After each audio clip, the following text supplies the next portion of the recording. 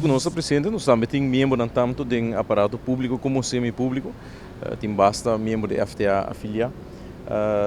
E a FTA foi no começo também forma parte do grupo de sindicato que acerca do governo, com a petição que foram entregar semana passada, do qual nós há certa demanda, certa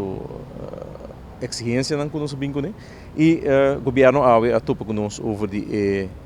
local agora tricidilante.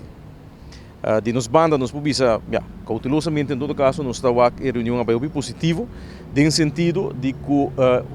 demanda do sindicato não está para eliminação de 16,6% e para over de Kiko eventualmente o mês bem no seu lugar, qual é o mês resultado de uma negociação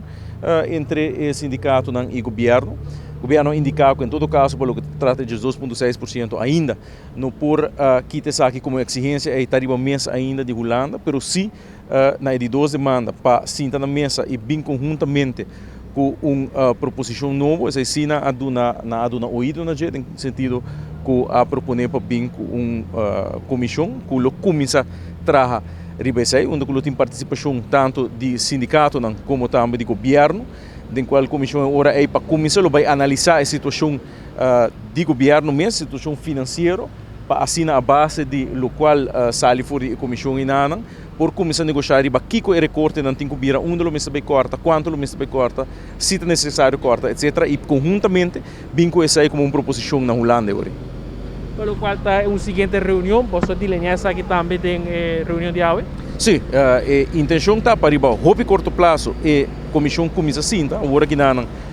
sindicato não conjuntamente lo vai topar outro para vai quem não está vai nombrar da comissão aqui e